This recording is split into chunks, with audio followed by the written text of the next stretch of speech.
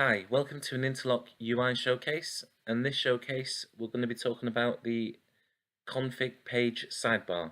So here I am on the Interlock config page, and top right corner we've got this little unlabeled button which toggles the sidebar for the page, open and closes it.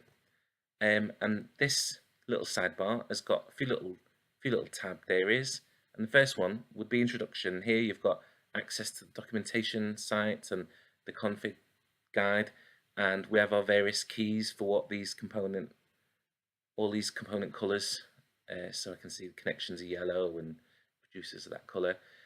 So the next more interesting component would be the components sidebar. So I press that, and here we're able to drag components into the config that you would normally only see when you're pressing the add button. So they're in three groups here. So we've got by group, by tag, by type. By type is what you're more familiar with.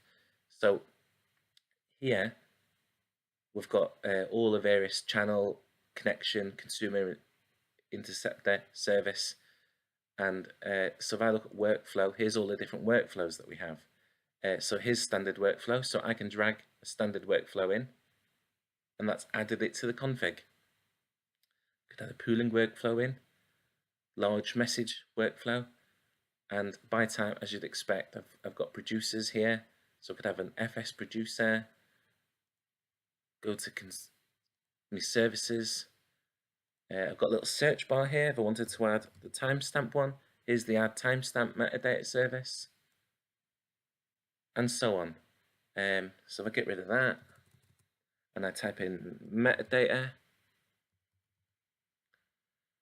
you'll see also at the very corner, very lightly, these components have got like a little yellow line and some have got a grey line. So the grey line are like your raw components, and the yellow line are templates that I've previously saved.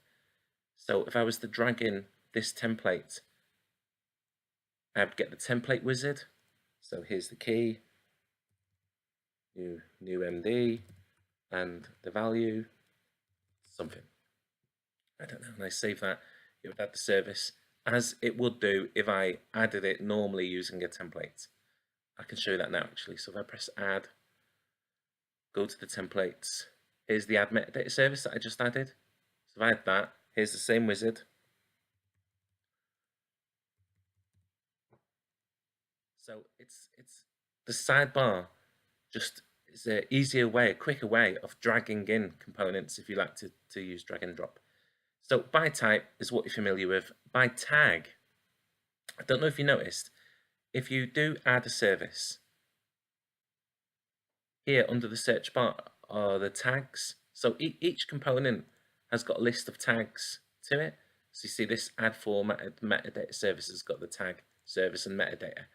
Add logging context service, service, logging, debug, and so on. So by tag is a list of the tags and it groups them up. So we do have a base tag, and that would have all components that are like your core components. So here's standard workflow again, and channel, your null producers. But say you wanted FTP, so I can search here, FTP. So here's the FTP tag. So here's all the different FTP components. And finally, we've got by group. And here we've got different ones. So we've got bookmarks. So I haven't bookmarked anything yet. But if I go back to tag, go to FS say, I might bookmark the FS consumer and producer because I'm always using them. And then by type, if I bookmark the standard workflow because I'm always using that, then I go to bookmarks, and here they are to be used, dead easy.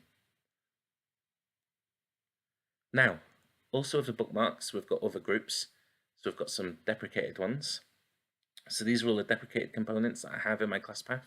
So I should probably stop using them.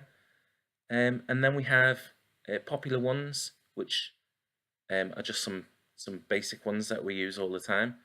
And then we've got some ones that are promoting components released in certain versions. So this has been quite a new tag. So we've got from 365, I can see there's a lot of JSON services. From 366, there's some stacks XML ones. From 367, some X12 ones. So this is really a discovery process and what components are new. So that's the component part of the sidebar, and then onwards we have the clipboard.